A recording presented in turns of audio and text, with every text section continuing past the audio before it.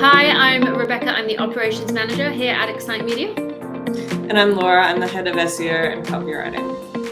And today we are going to be going through the next part in our WTF is SEO video series, where we're teaching you educational content about SEO that is simple and easy and conversational to understand. So I think I say this at the beginning of most videos, but if you are an SEO specialist, there's nothing brand new here. We're not reinventing the wheel. But yes, we are just trying to dive into the real kind of fundamentals to really help out people who just want to learn about the topic and, try out some things themselves as well. Today's topic we are diving into is kind of a part 2 of last one, a part 4.2, one might say. And we are going to be focusing on blogs. So it's, all content is good content in the world of SEO, but I sometimes think that a lot of people are like, oh, blogs, again. It's been a long-term strategy of many SEO specialists. So we're going to dive into that to, I guess, find out what their purpose is, if they're actually any good still, and actually, should we be doing them? So Laura, obviously, once again, this being copywriting or content focused, a personal passion of yours, I know, from this aspect of SEO. Can you chat to us, I guess, a little bit about blogs and actually if they still have a place in SEO? I don't know how many people are actually still, logging on and reading blogs regularly. Yeah, so blogs are definitely still a big part of SEO, but how we look at them has definitely changed. So I think traditionally blogs and SEO were all about having, a few informational terms, but every business started to do the same blogs. So if you're in digital marketing, you'd have a blog that's like, what is SEO? But so would your competitor. And you'd all sort of break down the same tools and do the same tutorials. Nowadays, blogs and their sort of place in SEO is all about answering more niche questions, more unique questions, and bringing more unique perspectives.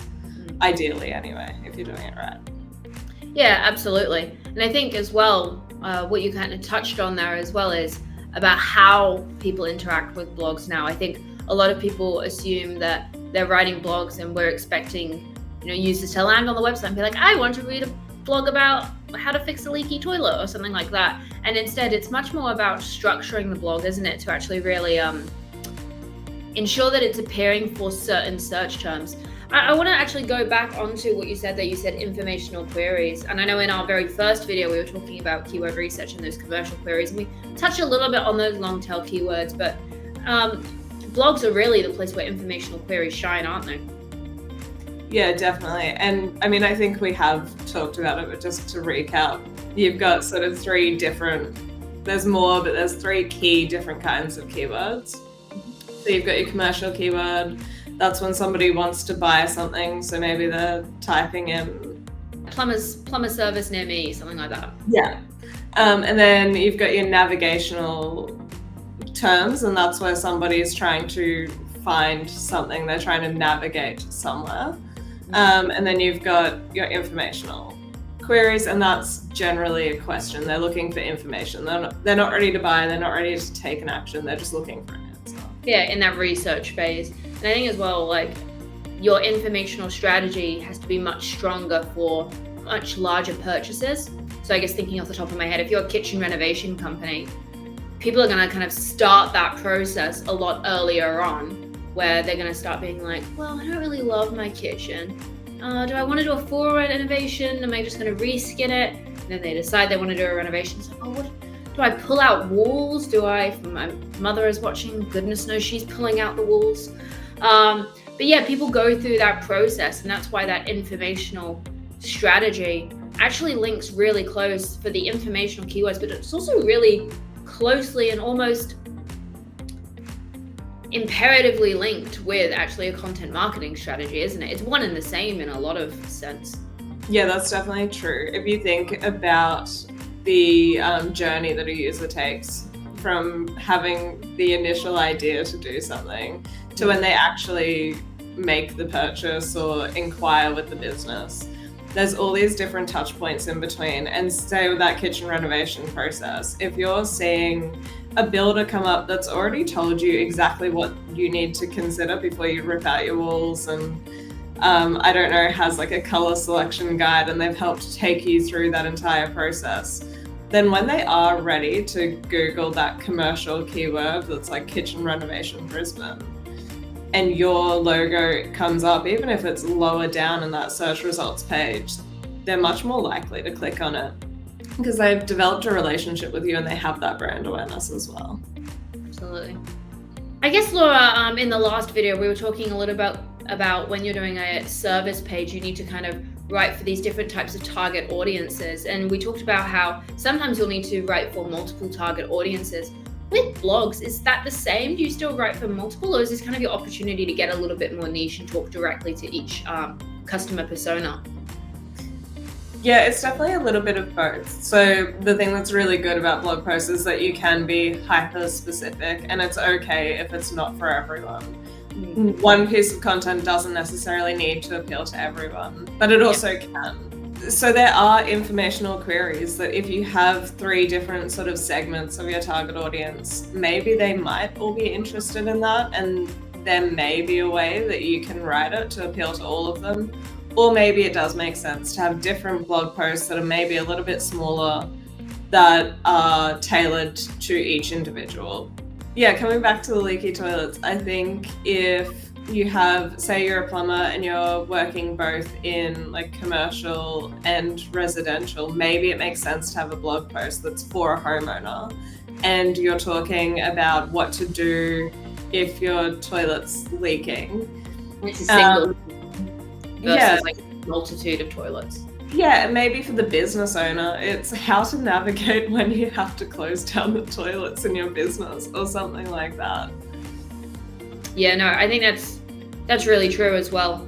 I guess on that, talking about like how you can do the same blog post for different people, I actually find as well that especially when you are going to a direct from business to consumer in that, say, leaky toilet scenario, actually putting together instruction manuals on how to actually do something can actually be very beneficial, because I think a lot of people are like, I don't want to give away my trade secrets.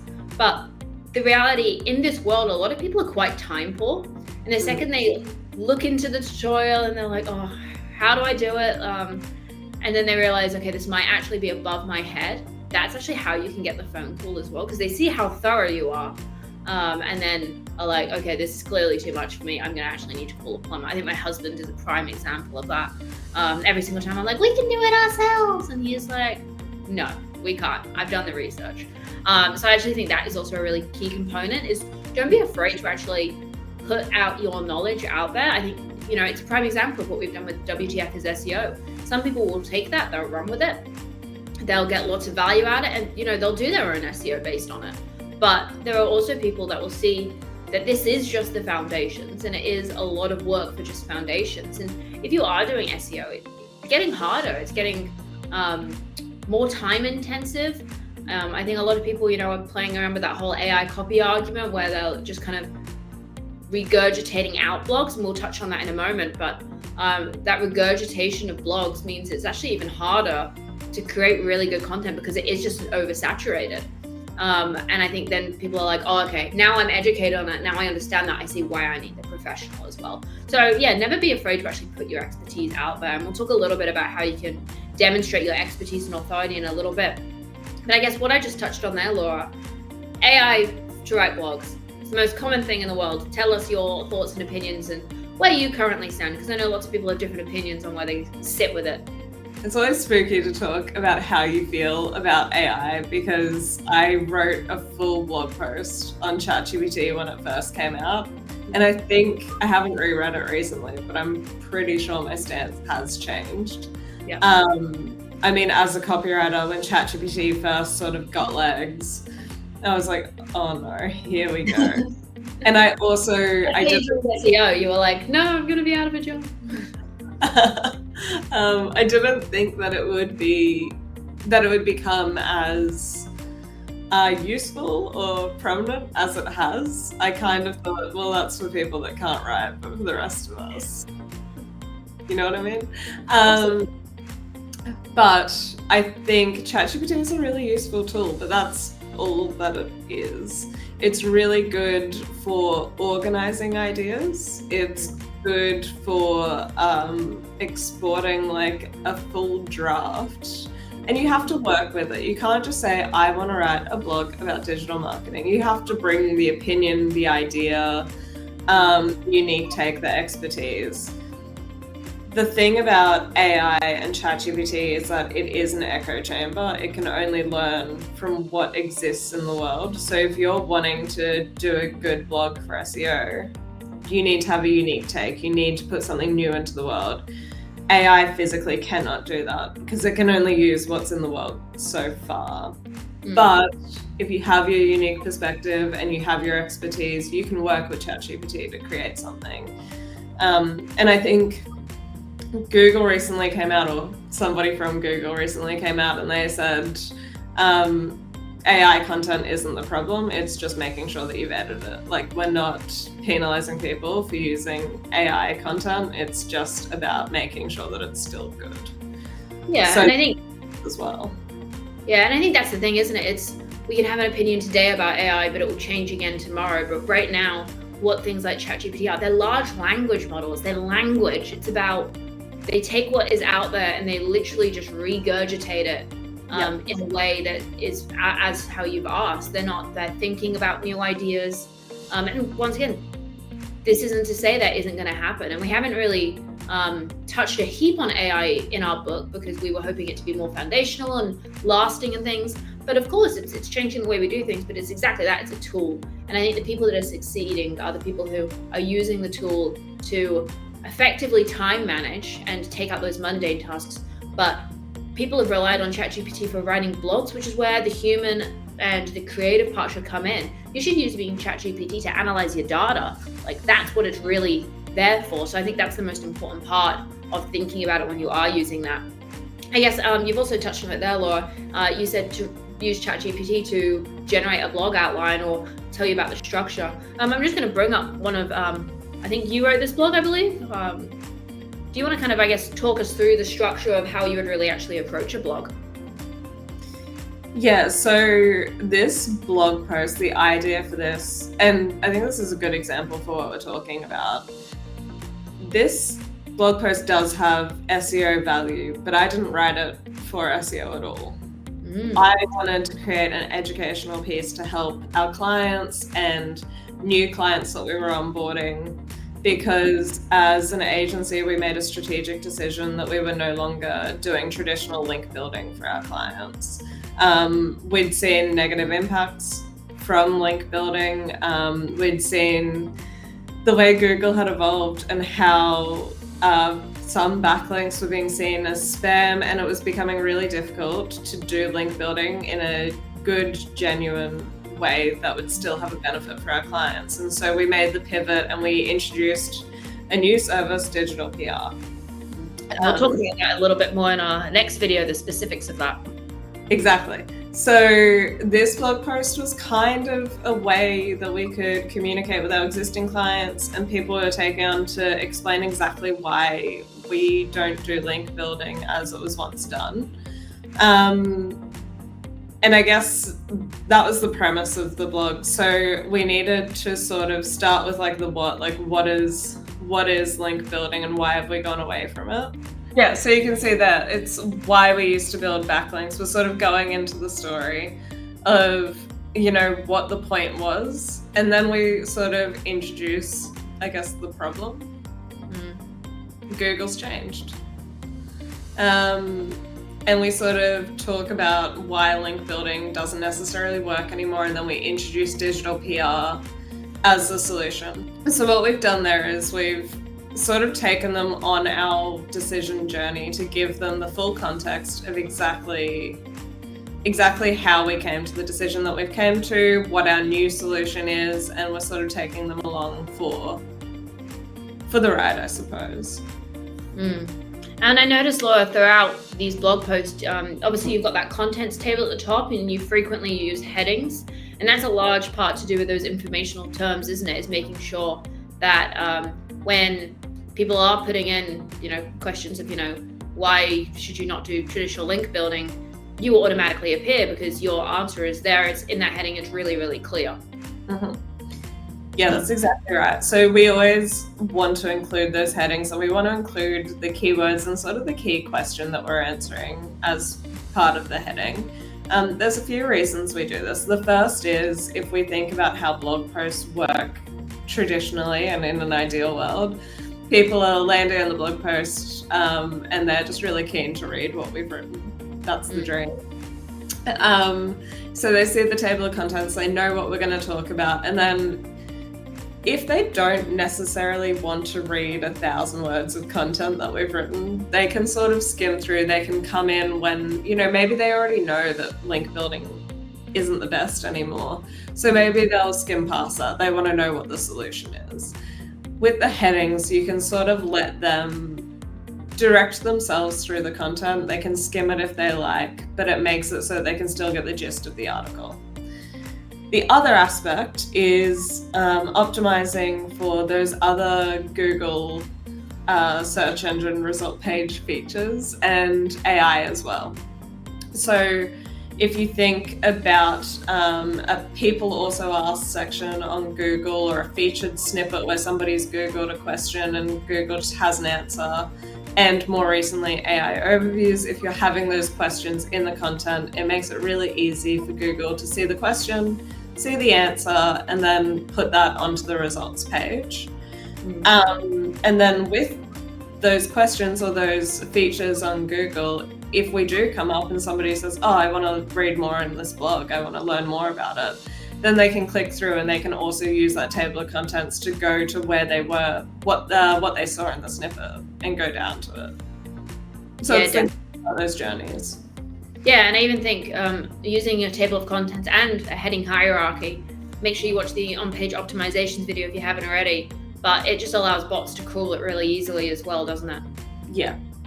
Laura, I want to ask you a question. You said, people don't necessarily want to read 1,000 pages of content, so I'm going to ask you that dreaded question. How long should our content be? Should it be a 600 to 800 word blog? What is the dream? Your blog should be as long as it needs to be to answer the question and cover the topic in full. That's it, isn't it?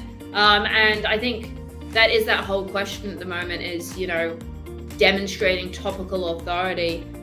We haven't touched too much on this, Laura, but I guess when you're choosing blog posts and kind of the whole phrase content pillars and stuff, how does that all play into this as well? Yeah, so your blog strategy should be almost based in topical authority. If you think about your business, there's the overall topic and then there's subtopics within it. So for Google, we keep coming back to this New York example, that's semantic SEO. Yeah. But if I had a New York blog, if I had a blog on everything you want to do in New York, because I'm a huge New York fan. And thanks. Lots of busy people, you would love that. Yeah, so if you were doing a blog on New York, maybe you would have your overall topic would be New York, and then you would have subtopics. So your subtopics would be the food and dining experiences, the landmarks and sightseeing things that you want to cover. Maybe you'd have something about like pop culture moments, like places you need to go to emulate that movie that you saw once or that sitcom. Those would be 3 subtopics within New York, but then having an article that talks about where to get the best hot dog in New York, that's where you're covering off the hot dog topic that lives within the topic of food and dining experiences that lives within the topic of New York. And by covering all of these smaller topics in full, you're developing this sort of topical authority that all, sort of strings together to show that you really understand the broader topic of your business. And it is important as well to get into the weeds. I think a lot of people are like, oh, no one wants to know the weeds. But it's actually by getting into the weeds that I think you demonstrate that topical authority. But really be considered with the way you do it as well. I guess thinking back to when we were talking about URL optimization and making sure you've got parent pages and making it almost like a family tree. Same again here, isn't it? Is that when you're putting together your topics, make sure that you've got your parent topic and then pulling it out to all the little bits and pieces there, and that kind of helps you keep track of it as well. I guess 2 more things on blogs. Firstly, Laura, we put all this effort into blogs, but that's not the only benefit, is it? There's not just SEO benefit. We don't just have to leave blogs there to die. There's also the component of keeping them up to date and then also repurposing them. Yeah, for sure. So, I mean, I guess you've touched on 2 different ideas there. There's the repurposing them and not letting them die. Google wants to provide topically relevant content at all times. So if I'm going to write a blog about SEO, and I wrote that in, I don't know, say I wrote a blog in 2016, in 2025, it's pretty likely that everything I wrote is now wrong. Maybe keywords still exist, but how we use them has certainly changed, and the standards that we have for a content page, a blog page, all of those have changed. So that doesn't mean that blog post needs to go in the bin and I need to start again. It just means that I need to update the blog content, make sure that everything is still correct, up to date, current, maybe change the date on the blog post, update the references. Maybe I'm talking about an SEO tool that no longer exists. I'll want to make sure I'm suggesting a current tool that people actually use.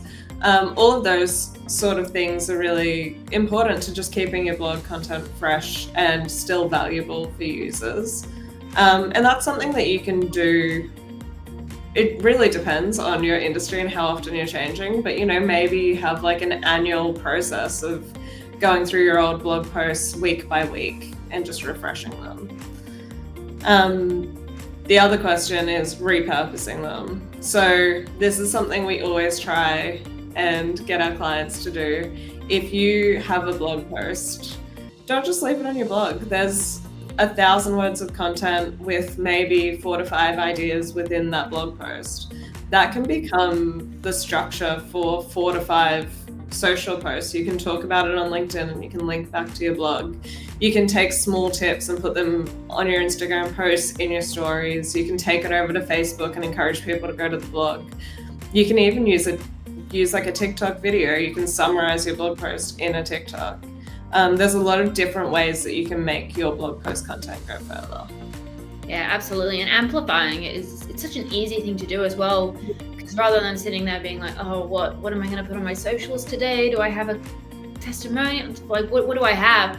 It's just the Statler is almost evergreen content, isn't it? It can just roll out as you need it to, and then you can fill in the blanks instead of having to start with nothing and then go backwards and forwards. And there's lots of software out there as well that will just automatically create a lot of this organic social content for you from your blog post. And obviously you always want to check it and make sure it aligns with your brand and edit it in the same way you would use any AI tool, but it can do a lot of the heavy lifting for you if you're not a designer or anything like that.